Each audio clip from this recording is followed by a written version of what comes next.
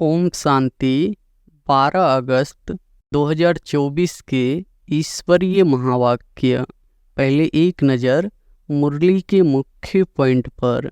बाबा ने कहा, मुक्ति को ही घर कहा जाता है। लाखों वर्ष कह देने के कारण सब भूल जाते हैं। बाप को भी तो घर को भी भूल जाते हैं। लाखों वर्ष कहने से बहुत फर्क पड़ जाता है। अज्ञान नींद में जैसे सो जाते हैं। घर चलना है परंतु पवित्र तो जरूर बनना है। गंगा स्नान आदि तो तुम करते आए हो परंतु पवित्र बने नहीं हो। अगर पवित्र बनते तो घर चले जाते, परंतु घर का भी पता नहीं तो पवित्रता का भी पता नहीं। सच्चा सच्चा दुख तो तुमने कलयुग में ही भोगा, जबकि जास्ती विकारों में गंदे बने हो। पहले जब रजों में थे तो कुछ समझ थी, अभी तो बिल्कुल बेसमझ हो गए हैं। जन्म जन्मांतर के जो पाप सिर पर है उन्हें याद से उतारो। लक्ष्मी नारायण जैसा बनना है तो एक तो पवित्र बनो और चरित्र सुधारो। 5 विकार बहुत करे भूत है, इन सबको छोड़ना है। और फिर बाबा ने कहा, सृष्टि चक्र को जानना तो बहुत सहज है। 7 दिन में सारा ज्ञान बुद्धि में आ जाता है। बाकी जन्म जन्मांतर के पाप कटने में देरी लगती है, यही मुश्किलात है। 7 रोज में सारा ज्ञान समझ ले कि यह 84 का चक्र कैसे फिरता है। बाकी पवित्र बनने में मेहनत है। कहते भी है भगवान आकर भक्ति का फल देंगे, परंतु भगवान का परिचय नहीं है। कितना तुम समझाते हो फिर भी समझते नहीं। शास्त्रों में कोई गति सद्गति का रास्ता नहीं है, वह तो एक बाप ही बताते हैं। तुम खुद ही पूज्य थे फिर पुजारी बने हो। मनुष्य की भक्ति करना या 5 तत्वों की भक्ति करना है। और फिर लास्ट में बाबा ने कहा, पाप आए ही है पतित दुनिया से पावन दुनिया में ले चलने। पावन दुनिया है ये तो मुक्ति और जीवन मुक्ति। चारों तरफ लगाए फेरे, दूर रहे किससे? पाप से। पाप को ढूंढने के लिए जन्म ब जन्म फेरे लगाए, परंतु फिर भी बाप से दूर रहे। इसलिए बुलाते हैं, हे पतित पावन आओ, आकर पावन बनाओ। कोई कहते हैं हम परमात्मा का साक्षात्कार करें। पाप कहते हैं इतनी छोटी बिंदी तुम साक्षात्कार क्या करेंगे? मैं जानने लायक हूँ, बाकी देखना तो मुश्किल है। 21 जन्म तुम रिंचक भी दुख नहीं पा सकते। कहते हैं ना, सल तुम्हारा बाल भी बांका न हो, कोई दुख दे न सके, नाम ही है सुख धाम। और अब सुनते हैं महावाक्यों को विस्तार से।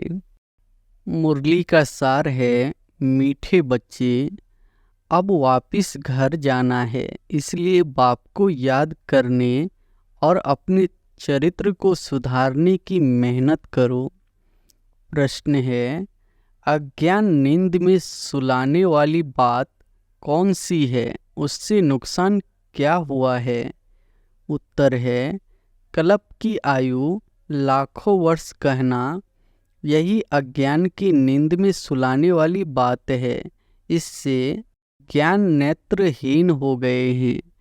घर को बहुत दूर समझते हैं। बुद्धि में है अभी तो लाखों वर्ष यहाँ ही सुख दुख का पाठ बजाना है, इसलिए पावन बनने की मेहनत नहीं करते हैं। तुम बच्चे जानते हो अभी घर बहुत नज़दीक है, अब हमें मेहनत करके कर्मातीत बनना है। ओम शांति। मीठे मीठे बच्चों को अब बाप ने घर याद दिलाया है। फल भक्ति मार्ग में भी घर को याद करते हैं, परंतु यहाँ जाना कब है, कैसे जाना है, वह कुछ भी नहीं जानते। कल्प की आयु लाखों वर्ष कह देने के कारण घर भी भूल गया है। समझते हैं लाखों वर्ष यहाँ ही पाठ बजाते हैं तो घर भूल जाता है। अभी बाप याद दिलाते हैं, बच्चे घर तो बहुत नज़दीक है, अब चलेंगे अपने घर। मैं तो तुम बच्चों के बुलावे पर आया हूँ, चलेंगे। कितनी सहज बात है।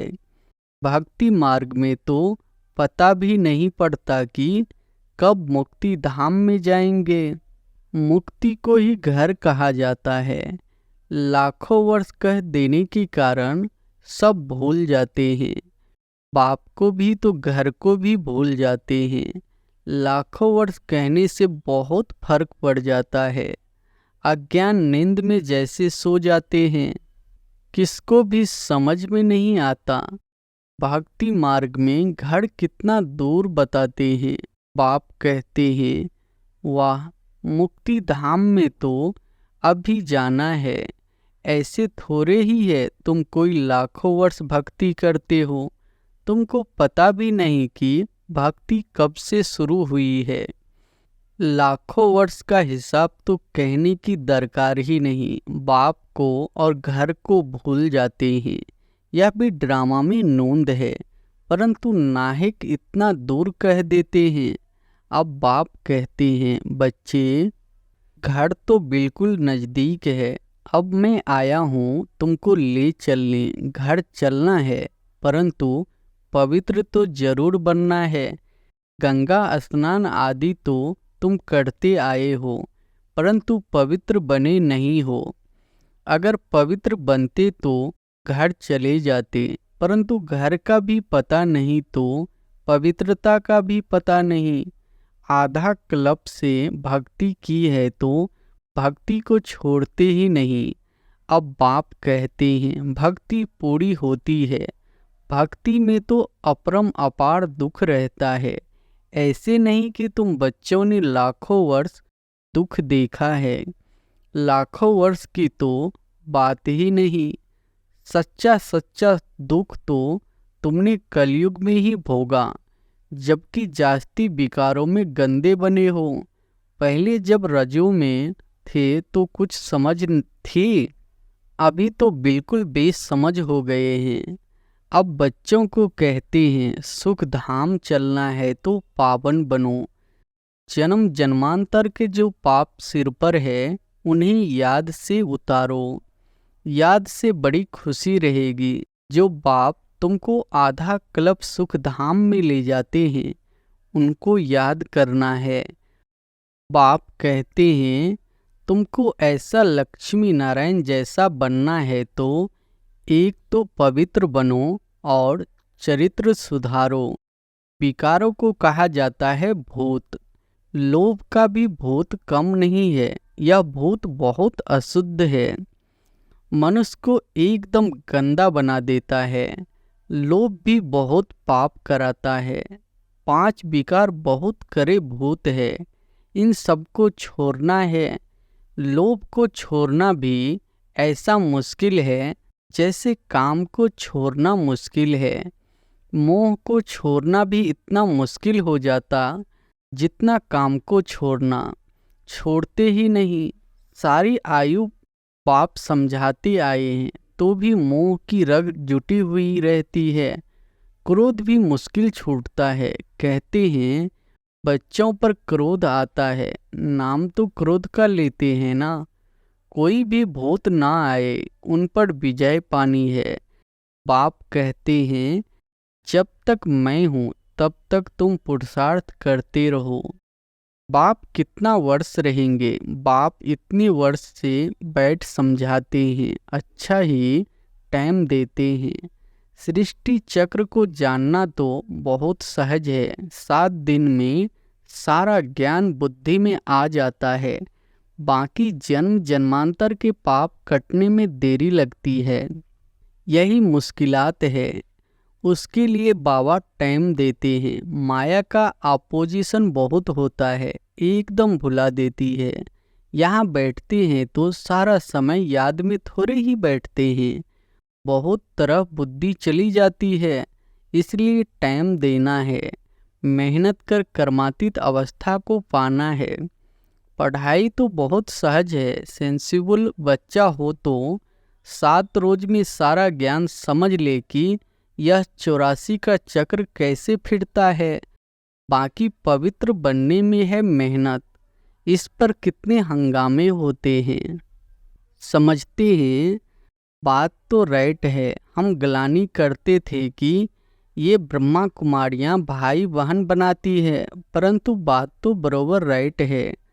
जब तक हम प्रजापिता ब्रह्मा के बच्चे नहीं बने हैं तब तक पवित्र कैसे रह सकेंगे। क्रिमिनल आई से सिविल आई कैसे बन सकती है। यह युक्ति बड़ी अच्छी है।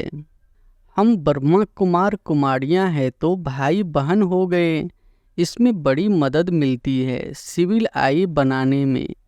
ब्रह्मा का कर्तव्य भी है ना, ब्रह्मा द्वारा देवी देवता धर्म की स्थापना अथवा मनुष्य को देवता बनाना। बाप आते ही है पुरुषोत्तम संगम युग पर, तो समझाने की कितनी मेहनत करनी पड़ती है। बाप का परिचय देने लिए ही सेंटर्स खोले जाते हैं। बेहद के बाप से बेहद का वर्षा लेना है। भगवान तो है निराकार, श्री कृष्ण तो देहधारी है, उनको भगवान कह नहीं सकते। कहते भी है भगवान आकर भक्ति का फल देंगे, परंतु भगवान का परिचय नहीं है। कितना तुम समझाते हो फिर भी समझते नहीं। देहधारी तो पुनर्जन्म में आते हैं जरूर, अब उनसे वर्षा मिल न सके। आत्माओं को एक परमपिता परमात्मा से वर्षा मिलता है। मनुष्य को जीवन मुक्ति दे न सके। यह वर्षा पाने के लिए तुम बच्चे पुरुषार्थ कर रहे हो। उस बाप को पाने के लिए तुम कितना भटकते थे। पहले तो सिर्फ एक शिव की पूजा करते थे और कोई तरफ जाते नहीं थे। वह थी अव्यभिचारी भक्ति। औरों के मंदिर आदि इतने नहीं थे। अभी तो ढेर चित्र है, मंदिर आदि बनाते हैं। भक्ति मार्ग में तुमको कितनी मेहनत करनी पड़ती है। तुम जानते हो शास्त्रों में कोई गति सद्गति का रास्ता नहीं है, वह तो एक बाप ही बताते हैं। भक्ति मार्ग में कितने मंदिर बनाते रहते हैं। वास्तव में मंदिर सिर्फ होते हैं देवी देवताओं के, और कोई मनुष्य का मंदिर बनाता नहीं, क्योंकि मनुष्य तो है ही पतित। पतित मनुष्य पावन देवताओं की पूजा करते हैं। फल है वह भी मनुष्य, परंतु उनमें दैवी गुण है। जिनमें दैवी गुण नहीं है वह उनकी पूजा करते हैं। तुम खुद ही पूज्य थे फिर पुजारी बने हो।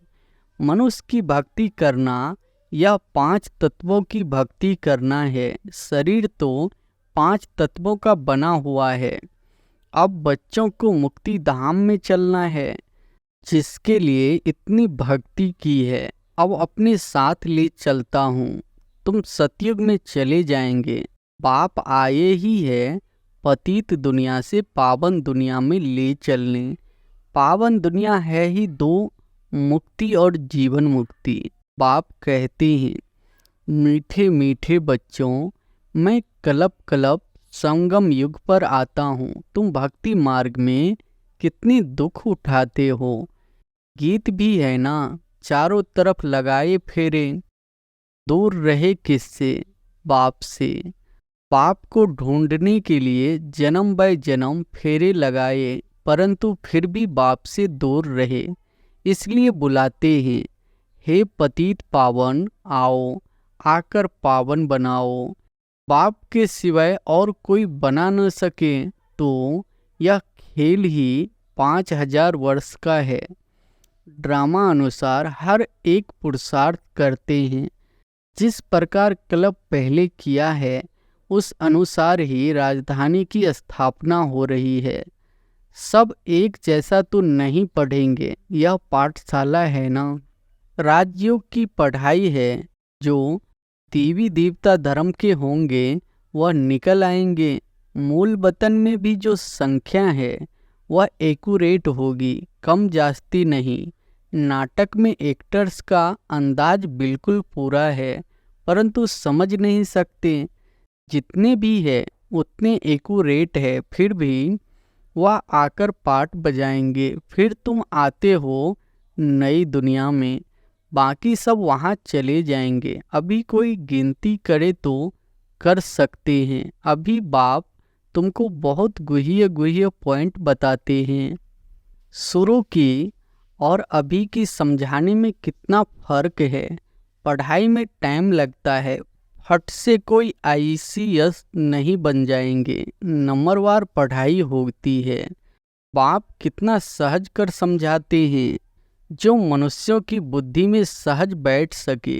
दिन प्रतिदिन नई नई पॉइंट समझाते रहते हैं। अब बाप कहते हैं, मुझ पतित पावन बाप को बुलाया है, मैं आया हूँ, तो तुम पावन बनो ना। अपने को आत्मा समझ मामे कम याद करो तो तुम सतो प्रधान बन जाएंगे। फिर यहाँ आना पड़ेगा पाठ बजाने। बाप कहते हैं, आत्मा पतित बनी है, इसलिए पतित पावन बाप को याद करते हैं पावन बनाने के लिए। कितना वंडर है, इतनी छोटी सी आत्मा कितनी पाठ बजाती है। इसको कुदरत कहा जाता है, उनको देखा नहीं जाता है। कोई कहते हैं हम परमात्मा का साक्षात्कार करें। बाप कहते हैं, इतनी छोटी बिंदी का तुम साक्षात्कार क्या करेंगे। मैं जानने लायक हूँ, बाकी देखना तो मुश्किल है। आत्मा को यह सब कर्मेंद्रियाँ मिली हुई है पाठ बजाने के लिए। कितना पाठ बजाती है, यह वंडर है। कभी भी आत्मा घिसती नहीं। यह है अविनाशी ड्रामा। यह अविनाशी बना बनाया है। कब बना यह पूछ नहीं सकते। इनको अनादि कहा जाता है। मनुष्यों से पूछो, रावण को कब से जलाते आए हैं, शास्त्र कब से पढ़ते आए हो, तो कह देते हैं अनादि है। पता नहीं है, मुझे हुए हैं ना। बाप बैठ समझाते हैं, हो बहू जैसे बच्चों को पढ़ाते हैं। तुम जानते हो हम बिल्कुल बेसमझ थे, फिर बेहद की समझ आ गई है। वह होती है हद की पढ़ाई, यह है बेहद की। आधा कल्प है दिन, आधा कल्प है रात। 21 जन्म तुम रिंचक भी दुख नहीं पा सकते। कहते हैं ना, सल तुम्हारा बाल भी बांका ना हो, कोई दुख दे न सके। नाम ही है सुख धाम, यहाँ तो सुख है नहीं। मूल बात है पवित्रता की। कैरेक्टर्स अच्छी चाहिए ना। बच्चों को हर बात क्लियर समझाई जाती है, नुकसान और फायदा होता है ना। अभी तो बाप कहते हैं फायदे की बात ही छुट्टी, अभी तो नुकसान ही नुकसान होने का है। विनाश का समय आ रहा है, उस समय देखना क्या क्या होता है। बरसात नहीं होती है तो अनाज की कितनी महंगाई हो जाती है। भल कितना भी कहते हैं 3 वर्ष के बाद बहुत अनाज होगा, फिर भी अनाज बाहर से मांगते रहते हैं। ऐसा समय आएगा जो एक दाना भी मिल नहीं सकेगा। इतनी आपदाएं आनी है, इनको ईश्वरीय आपदाएं कहते हैं। बरसात नहीं पड़ी तो अकाल जरूर पड़ेगा। सभी तत्व आदि बिगड़ने वाले हैं। बहुत जगह तो बरसात नुकसान कर देती है।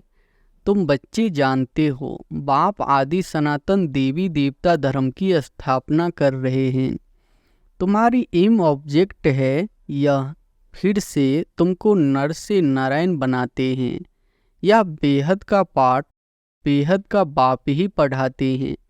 जो जैसा पढ़ेगा ऐसा पद पाएगा। बाप तो पुरुषार्थ कराते हैं, पुरुषार्थ कम करेंगे तो पद भी कम पाएंगे। टीचर भी स्टूडेंट को समझाएंगे ना। दूसरे को जब आप सामान बनाते हैं तब मालूम पड़ता है यह अच्छी रीति पढ़ते और पढ़ाते हैं। मूल्य है ही याद की यात्रा। सिर पर पापों का बोझा बहुत है, मुझे याद करो तो पाप भस्म हो। यह है रूहानी यात्रा।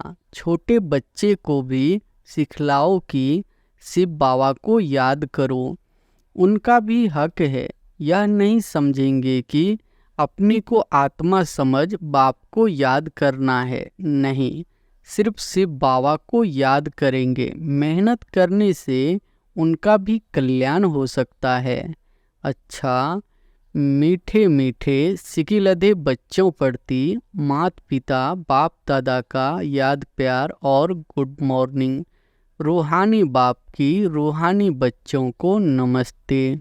धारणा के लिए मुख्य सार पहली पॉइंट है, नर से नारायण पद प्राप्त करने के लिए बेहद के बाप से बेहद का पाठ पढ़कर दूसरों को पढ़ाना है। आप समान बनने की सेवा करनी है। दूसरी पॉइंट है, लोभ मोह की जो रगे हैं उनको निकालने की मेहनत करनी है। अपने चरित्र को ऐसा सुधारना है जो कोई भूत अंदर प्रवेश होने ना पाए। वरदान है, भगवान और भाग्य की स्मृति से औरों का भी भाग्य बनाने वाले खुशनुमा खुश नसीब भव। भाग्य और भगवान की स्मृति से औरों का भी भाग्य बनाने वाले खुशनुमा खुश नसीब भव। अमृत वेले से लेकर रात तक अपने भिन्न भिन्न भाग्य को स्मृति में लाओ और यही गीत गाते रहो, वाह मेरा श्रेष्ठ भाग्य। जो भगवान और भाग्य की स्मृति में रहते हैं वही औरों को भाग्यवान बना सकते हैं। ब्राह्मण माना ही सदा भाग्यवान, सदा खुश नसीब। किसी की हिम्मत नहीं जो ब्राह्मण आत्मा की खुशी कम कर सके। हर एक खुशनुमा खुश नसीब हो। ब्राह्मण जीवन में खुशी का जाना असंभव है। भल शरीर चला जाए लेकिन खुशी जा नहीं सकती। स्लोगन है, माया के झूले को छोड़ अतीन्द्रिय सुख के झूले में सदा झूलते रहो। अच्छा, ओम शांति।